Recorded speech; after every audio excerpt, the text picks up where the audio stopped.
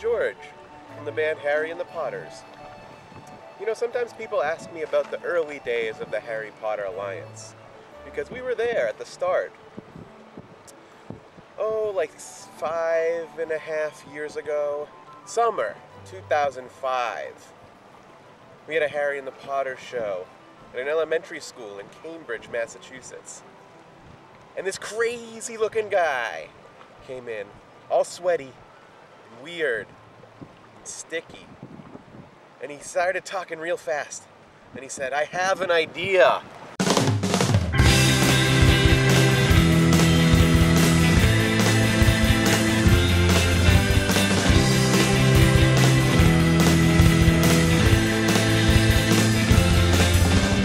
He says, "I want to start a real-world Dumbledore's army.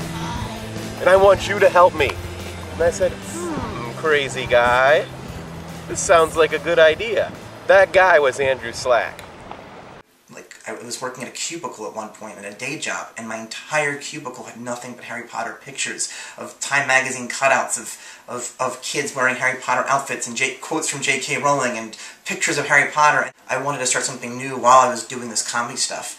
And I finally was like, you know what's going to be the thing that's really going to catch is Harry Potter fans doing social justice.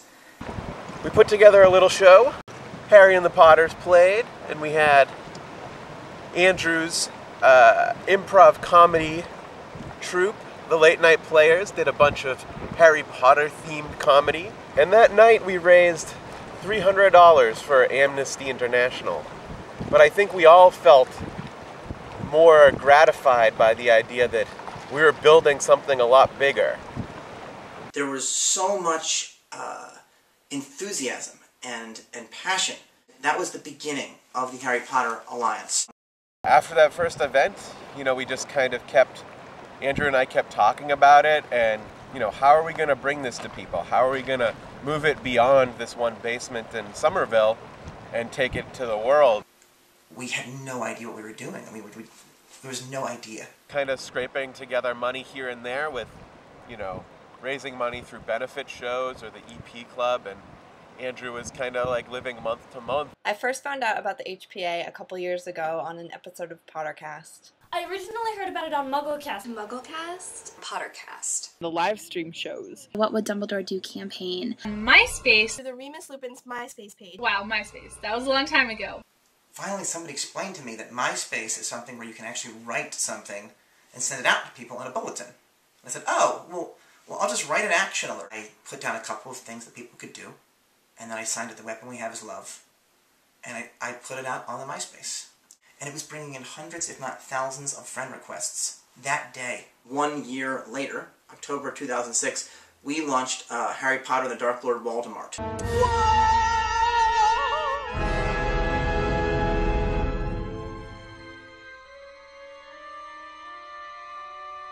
Harry Potter. Lord Voldemort. Winning the Fansite Award from J.K. Rowling changed things for the HPA. Paul said, dude, like, Fansite Award. We got the Fansite Award. And I was like, what? He goes, you gotta see it. And I called Melissa, and she was crying. And then I was flipping out, and I couldn't believe it. I couldn't believe it. Winning the Fansite Award from J.K. Rowling validated the organization within the Harry Potter fan community. In like September or October of 2007, I got an email from somebody who wanted to be a volunteer. And she had a cover letter, and she had a resume, and it was all so professional. And I showed Sarah this cover letter, this resume, and she goes, boy, this girl doesn't seem to realize that the HPA is just you sitting in your pajamas in your girlfriend's living room. Winning the Fansite Award encouraged people like Kate to come on board, and that changed. It was no longer just me sitting in my pajamas in my girlfriend's living room. There was lots of people sitting in their pajamas in different living rooms across the world. In early 2008, Andrew asked me to help put together a volunteer staff.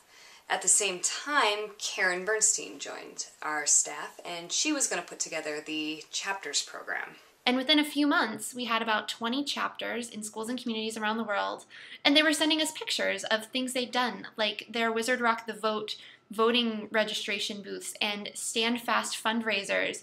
And then later their Accio Books book drives in their libraries and schools, and What Would Dumbledore Do movie events across the country. Girls and boys, it's your choice. Sound your voice, make some noise. We make the future now. How? With the ballot box. Cast the spell, cast the vote. Let them know you're not a dope. Get registered to make your voice heard. Wizards rock the house. Wizards rock the vote. Wizards rock the house. Wizards rock the vote. In March 2009, the HPA introduced its first ever annual Accio Books. We collected a little under 14,000 books, a large portion of which we sent to our partner ASYV, a youth village in Rwanda. Since then, we've collected an additional 44,000 books, putting our total at well over 55,000. In the summer of 2009, we did What Would Dumbledore Do? This was the first time I'd say that the entire fandom was partnering with us. It was absolutely incredible, and it got us on CNN.com, it got us in the LA Times, it got us in Newsweek, it got us mentioned in so much media across the world, it got us on Australia's Today Show. What sort of response have you had from J.K. Rowling? She mentioned us in Time magazine. It says, when asked about the group, J.K. Rowling practically levitates off the couch, practically spilling her coffee. In January 2010, disaster struck Haiti, and the HPA wanted to help out, and so we did Helping Haiti Heal. The end result was something that I think exceeded everyone's expectations, and then some. I called Partners in Health and I told them, I think we can raise $5,000. By the end of MuggleCast, which was like the first hour of our live stream, we had already broken our goal of $5,000.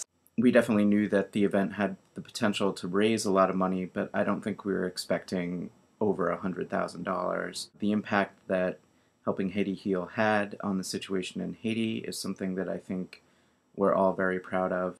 To know that there are thousands of people who are alive right now who would not be alive if it wasn't for the Harry Potter Alliance, that's really powerful and really wonderful. HPA for the win. HPA for the win. That was a huge turning. It got so crazy by the end, and crazy in such a good way. I remember you asking, do you really think we can win this? And I remember my answer. I believe the exact words I said, I want to do this, and I want to do this hard. Do you remember that? That's what she said. I am so pleased to award you guys the top grant in our Summer Chase Community Giving Program in the amount of $250,000. And I don't think anything has formed our community and made our community as strong as HPA for the win. John put out a video for us, and right after that video, there was such a spike in votes, thanks to Harry Potter fans and nerd fighters who all came together and made this happen. John's video was one of the best videos I've ever seen, not only from him, but my entire life. And he mentioned us and told us we should vote. But for those who haven't seen the video, the star of that video was a young woman named Esther. Esther is someone much more than someone who is ill. She is someone who is vibrant, alive, loving, selfless, and one of the most incredible individuals I've ever met. And when he said, I want to do something for Esther right now, and then I realized that one of her favorite organizations, and one of the reasons why he even knows her, is running for $250,000, and you guys should vote for them. Not only because they're amazing, not only because we've done amazing work with them, but as a way of saying hi to Esther. Not as a way of voting for Esther, because he said then she'll hate me, but voting with Esther. And after we won, there were a lot of tweets going out. There were a lot of tweets that were saying we won it with Esther. We will continue to be inspired to do big things to make the world suck less with Esther. HPA for the win taught me that our members are willing to go above and beyond. I am just so gratified that you all have shared this dream over the course of the last 5 years, and that on this 5-year anniversary, thanks to the work of the genius, literally the rock star, she used to sing backup for the Red Hot Chili Peppers, Acacia Ludwig, we have a new website. It's going to change things for us, and it's going to be extraordinary as we begin our campaign, our big campaign for the Deathly Hallows movies. We're going to be going after real-world Horcruxes, and you're going to hear a lot more about that. We're going to need the help of every single member of Dumbledore's army to do this together. What the Harry Potter Alliance has done over the last 5 years is beyond imagining. The lives we've touched in this community and the lives we've touched outside of this community. And you know why? Because of you. Because of each one of you. Because of us. Ladies and gentlemen, wizards and witches, thank you for getting us here. I know that the first 5 years are very important and significant and we'll always remember them, but I also know that this will be the 5 years in which we did the least in the world, and I'm so excited for that. The Harry Potter Alliance, happy birthday, and maybe there'll be many more. Happy 5th anniversary! Congratulations on 5 years. Happy 5 years, HPA. Happy anniversary, Harry Potter Alliance! Remember, the weapon we have is love.